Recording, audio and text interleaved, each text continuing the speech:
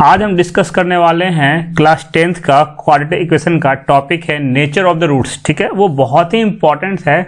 हम करने वाले जो हैं वो बहुत ही ज़्यादा इंपॉर्टेंट है। ठीक है, तो देखते हैं कि नेचर ऑफ द रूट्स में हमें पढ़ना क्या होता है। ठीक है, तो बेसिकली जो सबसे पहला चीज़ जो होता है हमारे पास डिस्क्रिमिनेंट और नेचर ऑफ द रूट्स। ठीक है, तो जो डी होता है ना, डी वो डिसाइड करता है कि हमारा रूट्स का नेचर कैसा है। ठीक है, ठीक है, डी तीन तरह से हो सकता है। एक जगह डी पॉजिटिव भी हो सकता है, एक जगह डी निगेटिव भी हो सकता है और एक जगह डी जीरो भी हो सकता है। ठीक है, तो हम एक एग्जांपल लेके समझते हैं कि कैसे कैसे क्या होगा। ठीक है, तो सबसे पहले जैसे अगर हमने मान लिया एक इक्वेशन, कोई भी इक्वेशन मान लेते हैं 2x² माइनस 8x प्लस 3 = 0 एक इक्वेशन है हमारे पास। ठीक है, अब इसे हम सॉल्व करेंगे तो इसके लिए हमें सबसे पहले पता है कि हमें इसमें a क्या है। तो इक्वेशन कैसा होता है हमारा, आपको पता है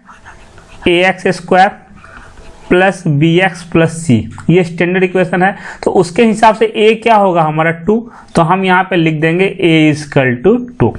ठीक है, b क्या होगा, तो x के साथ जुड़ा हुआ तो b = -8।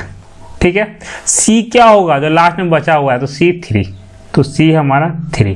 ठीक है, d की वैल्यू क्या होती है, d की जो वैल्यू होती है वो क्या होती है, तो d जो होता है d होता है b² - 4ac, ये हमारा d का वैल्यू है। ये क्या है हमारा, ये हमारा d का वैल्यू है। ठीक है, तो हम d निकालते हैं यहाँ पे,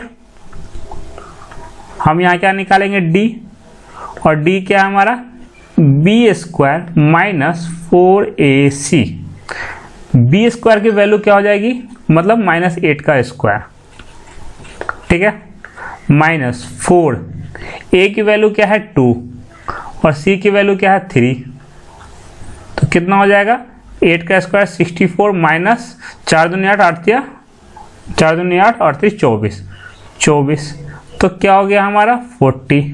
तो d की वैल्यू क्या है 40 और एक्चुअली में 40 क्या है, 40 > 0। ठीक है, तो जो > 0 वो किस केस में आ गया, पॉजिटिव में आ गया। ठीक है, तो जब d ज्यादा हो 0 से तो क्या होगा, जब d ज्यादा हो 0 से तो हमारा केस बनेगा real and distinct roots. Real कहने का मतलब क्या होगा कि हमारा रूट्स रियल होगा। ठीक है, और दूसरा डिस्टिंक्ट मतलब डिफरेंट होगा, अगर एक x है दूसरा y होगा, ऐसा कुछ होगा। ठीक है, वैल्यू अलग होगी। ठीक है, चलते नेक्स्ट पैटर्न पढ़ने। तो हमें समझ में आ गया कि d अगर ज्यादा हो, मतलब d अगर > 0 हो तो उस केस में हमारा ये होगा। ठीक है, चलते हैं नेक्स्ट पे। अब बात करते हैं कि सेकंड कब, जब d = 0 हो। ठीक है, क्या हो, जब d = 0 हो तो एक इक्वेशन मान लेते हैं सेकंड इक्वेशन, इसका हो जाएगा 4x² माइनस 4x प्लस 1 = 0।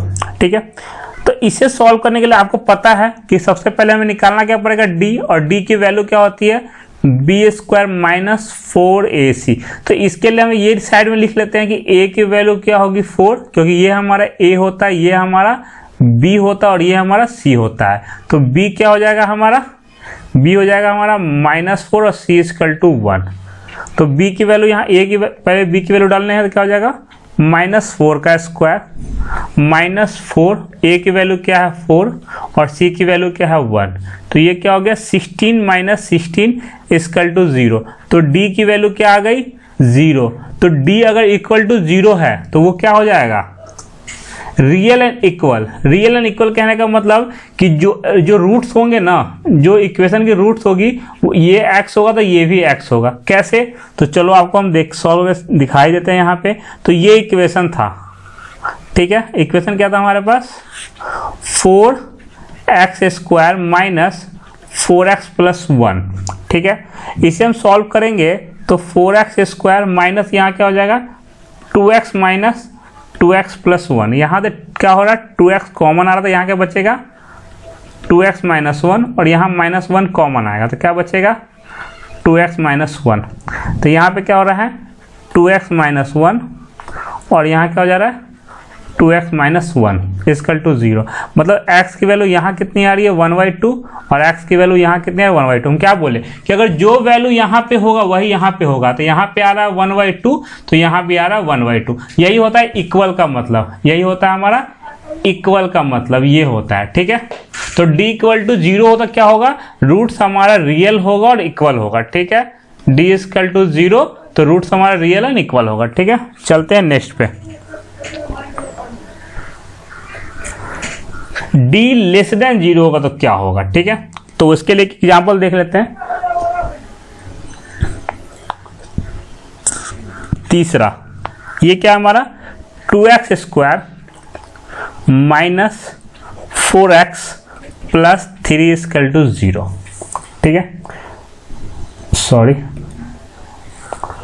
हाँ, तो इसके लिए सबसे पहले हम क्या करेंगे, a लिख लेते हैं 2, b लिख लेते हैं -4 और c लिख लेते हैं 3। ठीक है, अब यहाँ पे हम करते हैं, जब इसे सॉल्व करना स्टार्ट करेंगे तो हम लिखेंगे d equal to b square minus 4ac। b की वैल्यू क्या है, तो -4 का square, b square minus 4, a की वैल्यू क्या है 2 और c की वैल्यू क्या है 3।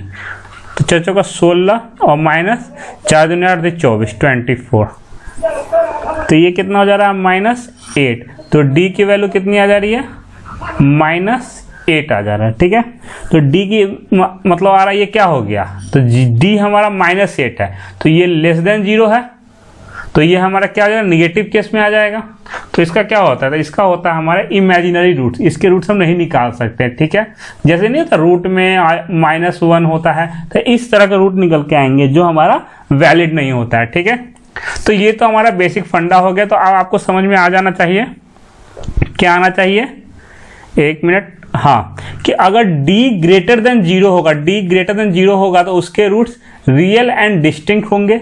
ठीक है, मतलब वो रियलिटी में एग्जिस्ट कर रहे होंगे और डिफरेंट होंगे। मतलब एक अगर 2 है तो एक हमारा 3 होगा, या एक 5 है 6 है, ऐसे अलग ही होगा, मतलब सेम नहीं हो सकता। ठीक है, d ग्रेटर देन 0 है तो अगर यहाँ इसके रूट्स अगर ये 3 है तो ये भी 3 होगा, अगर ये 34 है तो ये भी 34 होगा। मतलब दोनों सेम होंगे बराबर। ठीक है, हमेशा इक्वल होंगे। ठीक है, अगर d लेस देन 0 है, अगर निगेटिव हो गया तो याद रखिएगा नो रूट्स। क्या होता है, नो रूट्स, मतलब इमेजिनरी हो जाता है। ठीक है, तो हम ये पढ़ चुके हैं 3। इस पे हम बेस्ट क्वेश्चन करेंगे, उसके अकॉर्डिंग हम अपना सारा सॉल्यूशन तैयार करेंगे।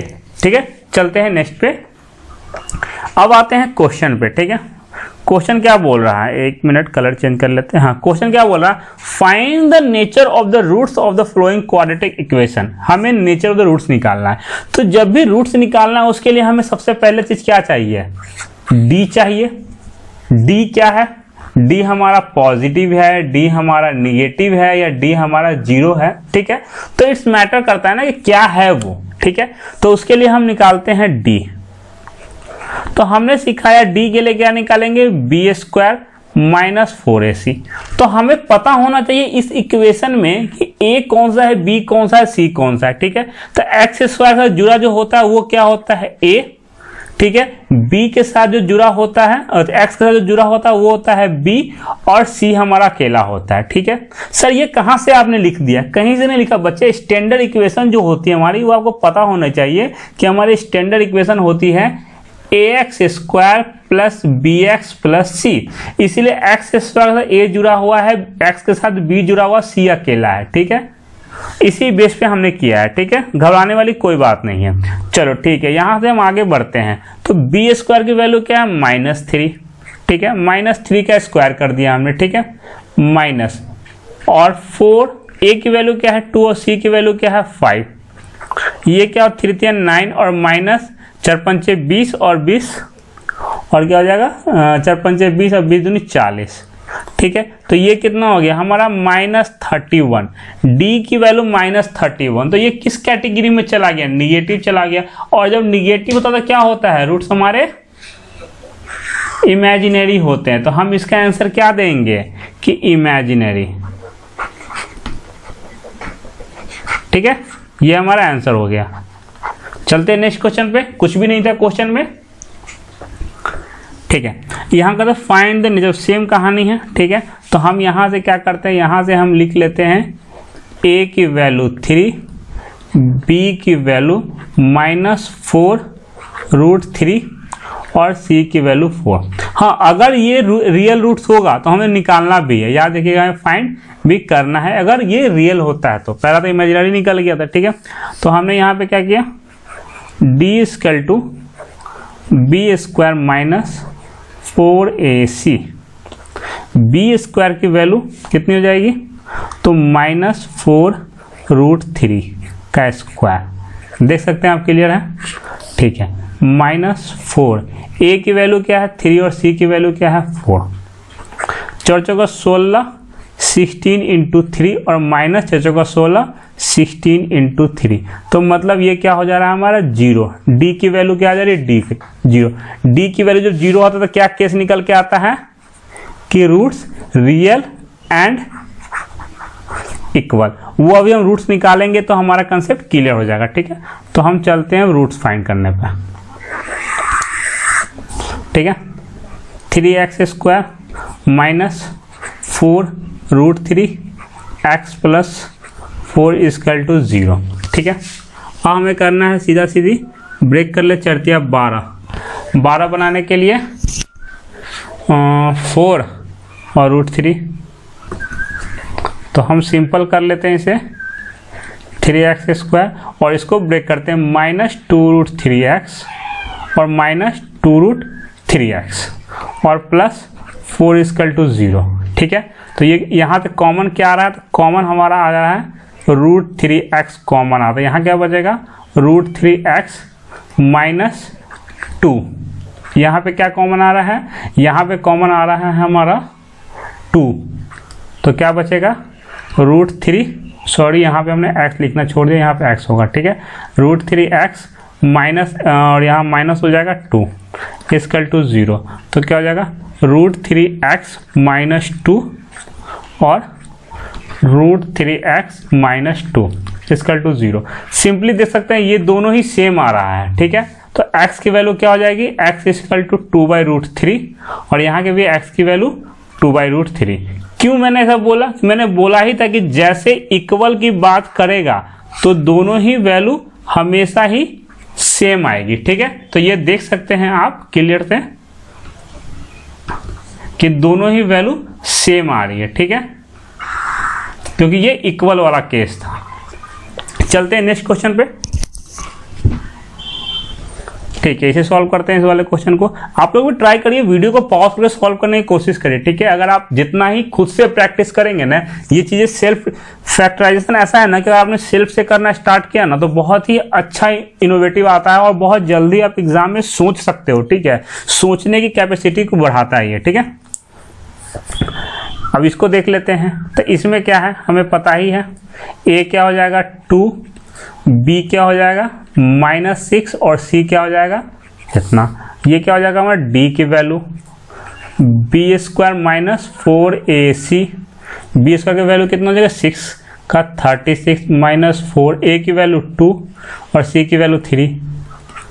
36 - 4 12 और 12 × 24, तो कितना आ गया d हमारा 12 आ गया, ठीक है। 12 आ गया। तो इसका मतलब क्या है कि d हमारा जो है वो 0 से बड़ा है। तो क्या हो जाएगा इसके roots real and unequal. Equal नहीं होंगे, ये क्या होगा अनइक्वल होगा, ठीक है। चलिए निकाल के दिखाइए, अनइक्वल होगा तो कौन कौन सा रूट्स होगा। 2x² - 6x + 3 = 0, ठीक है। तो ब्रेक करते हैं इसे 6 और इस वाले को हम लोग क्वाड्रेटिक फॉर्मूला से करने की कोशिश करते हैं, ठीक है। ये ब्रेक होने में दिक्कत देगा। ये x हो गया minus plus minus √ b² - 4ac divide by 2a। आपको पता है यही वाली चीज जो अंदर में बैठी है, यही वाली चीज एक्चुअली में क्या है, यही एक्चुअली में d है। क्या है ये एक्चुअली में d है। आप देख सकते हैं दोनों ही चीज अब दोनों ही चीज़ बराबर है, ठीक है। तो इसलिए हम अगर यहाँ पे अगर हम इस चीज़ की जगह हम इसको हटा के और अगर हम यहाँ d लिख दें तो कोई गलती नहीं होगा, ठीक है। ये फॉर्मूला होता है, ठीक है। तो हमारा माइनस बी की वैल्यू क्या है, -6, तो ये हो जाएगा 6 प्लस अंडर, ये क्या है रूट डी की वैल्यू 12 आ गया, डिवाइड बाई 2a, 2 इंटू 2 कितना आ गया 4, तो 6 प्लस माइनस और 12 कितना हो जाएगा 3 चौके मतलब 2√3 और यहाँ कितना हो जाएगा 4, ये और आएगा तो 2 कॉमन निकलेगा तो 3 प्लस माइनस √3 डिवाइड बाई 4, तो ये यहाँ से कटेगा 2, तो एक रूट क्या बन जाएगा 3 प्लस माइनस √3 प्लस और डिवाइड बाई 2 और एक बन जाएगा 3 माइनस √3/2, ठीक है। ये हमारा दो रूट्स बन जाएंगे इसके। अब आते हैं क्वेश्चन सेकंड पे करना है, find the values of k for each of the following quadratic equation so that they have a 2 equal root, ठीक है। हमारे पास सबसे पहले इसने क्या बोला है, हमें इसने बोले इक्वल रूट्स। इक्वल रूट्स कहने का मतलब है हमें पता है कि जैसे बोल दिया जाए कि इक्वल रूट्स बोला है, इसका मतलब होता है कि d = 0, क्लियर बात है, ठीक है। अब हम यहाँ पे आते हैं इस क्वेश्चन में। अब सीधी सी बात है, हमें तो पता है इसमें से, ठीक है, कि d = होता है b² - 4ac और यहाँ भी d की वैल्यू 0 दे दिया है, ठीक है। तो हम यहाँ 0 = b की वैल्यू क्या है k, यहाँ पे a की वैल्यू अगर 2 है और b की वैल्यू क्या है k और c की वैल्यू 3, तो b² - 4, a की जगह 2 और c की जगह 3, ठीक है। तो यहाँ पे हमारा ये क्या है 4 दूनी 8, 8 24 और ये निगेटिव में है, ये क्या निगेटिव में, तो इधर ले आएंगे तो ये कितना हो जाएगा 24 = k², तो k की वैल्यू क्या हो जाएगी तो √24, तो ये बाहर क्या निकलेगा 6 चौक 24, 2√6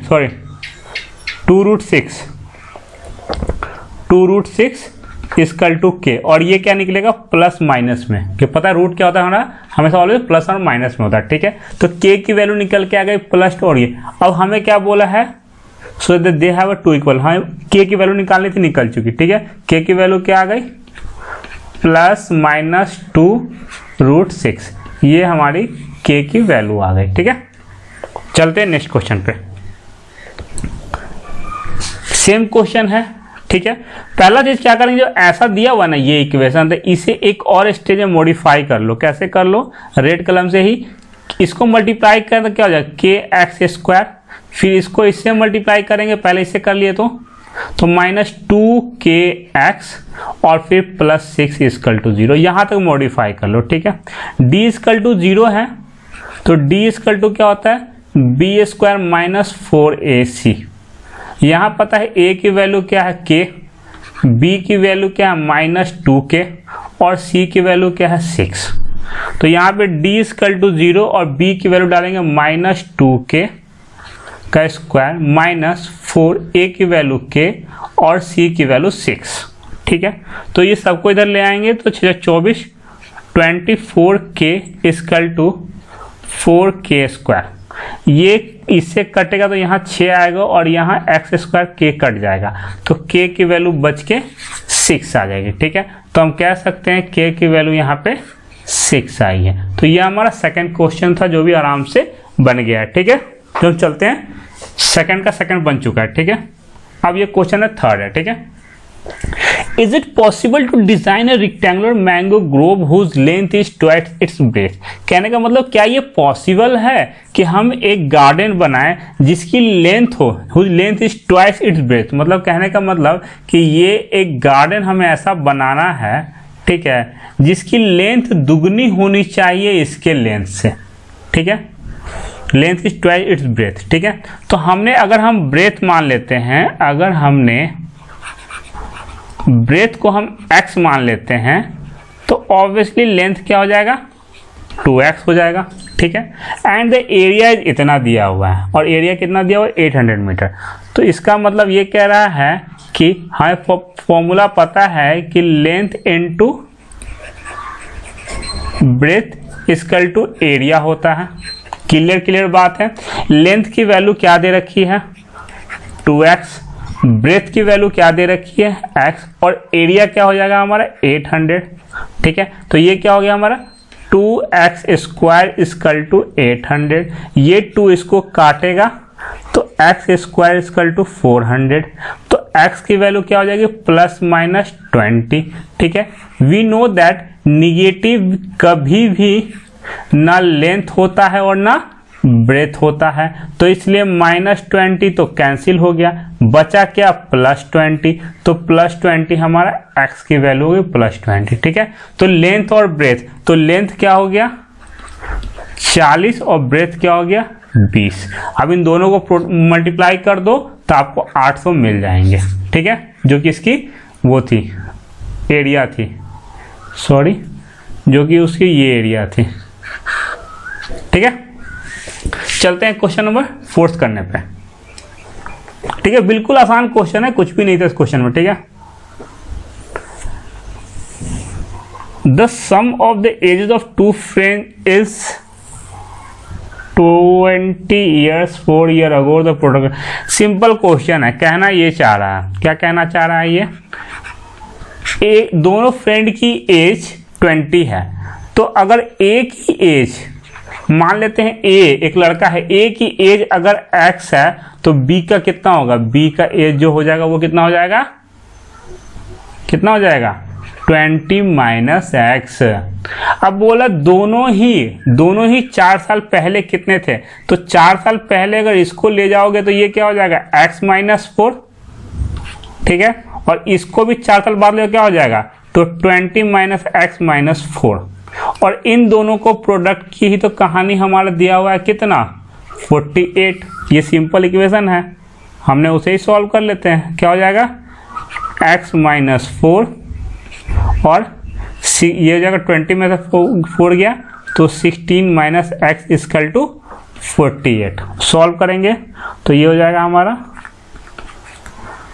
16x - x स्क्वायर और 16 × 64 और प्लस 4x इक्वल टू 48। ये हो जाएगा हमारा। ठीक है, सबको उधर ले जाते हैं हम, तो x स्क्वायर पॉजिटिव हो गया। ठीक है, -20x और ये हमारा 112 और ये कितना हो जाएगा हमारा 112, ये प्लस 112, सॉरी यहाँ 0 नहीं 112 ये हो गया। ठीक है, अब सिंपल सी बात है, आप इसे ऐसे ब्रेक कर लो कि ये हमारा कहानी निकल के आ जाए। ठीक है, तो ये हमारा फैक्टर नहीं हो पा रहा है। ठीक है, तो ये हमारा फैक्टर अगर नहीं हो पा रहा है तो हम क्या करेंगे कि थोड़ा सा इसमें d चेक कर लेते हैं। ठीक है, तो इसका d क्या हो जाएगा b² - 4ac। तो d और b क्या हमारा -20 -4 और a की वैल्यू क्या है 4, a की वैल्यू 1 और c 112। तो ये हो जाएगा 400 -8 4 और 4 मतलब -48। मेरा शक सही निकला कि d निगेटिव है। d निगेटिव है तो क्या हो जाएगा रूट्स आर इमेजिनरी। तो यहाँ जो लिखा है the following is possible, no it's not possible, ये पॉसिबल होगा ही नहीं। ठीक है, is it possible design rectangular part of perimeter इतना इतना इतना। ठीक है, तो कहने का मतलब है कि पेरीमीटर दे दिया है, तो हमें पता है पेरीमीटर का फॉर्मूला क्या होता है, क्या होता है 2 ब्रैकेट में लेंथ प्लस ब्रेथ। ठीक है, एरिया का फॉर्मूला क्या होता है L × B। ठीक है, हमें इतना ही निकालना है। पेरीमीटर कितना दिया हुआ है 80, तो क्या हो जाएगा 2L + B। ये 2 इसको काटेगा तो 40 की वैल्यू है L + B। एरिया कितना दिया हुआ है 400 और यहाँ से हम एक वैल्यू कोई निकाल लेते हैं। ठीक है, तो हम B की निकाल लेते हैं, तो क्या हो जाएगा 40 - L = B। इस इक्वेशन को, इस b की जो वैल्यू होगी, ये जो b की वैल्यू होगी, इसको हम यहाँ चिपका देंगे। कैसे? यहाँ पे। तो ये l है और इंटू b की जगह हम क्या डाल देंगे? 40 माइनस l। ठीक है ना, ये b की जगह ले लिया। तो अब कितना हो जाएगा हमारा? 40l माइनस एल स्क्वायर, और ये कितना हो जाएगा? 400। ठीक है, तो हम इधर पॉजिटिव में L square minus 40l minus 400 equal to 0।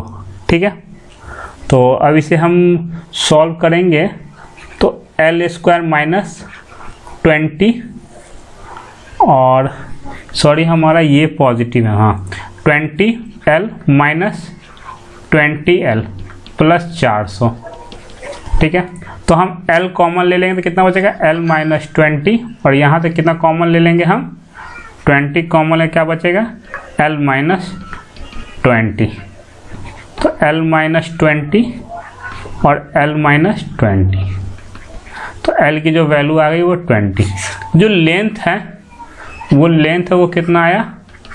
20। तो हम लेंथ की वैल्यू को यहाँ डाल दो, तो ब्रेथ कितना आ जाएगा? l minus 20 l equal to b, तो 40 माइनस 20 इक्वल टू b, तो b की वैल्यू भी 20। तो ब्रेथ कितना आ गया?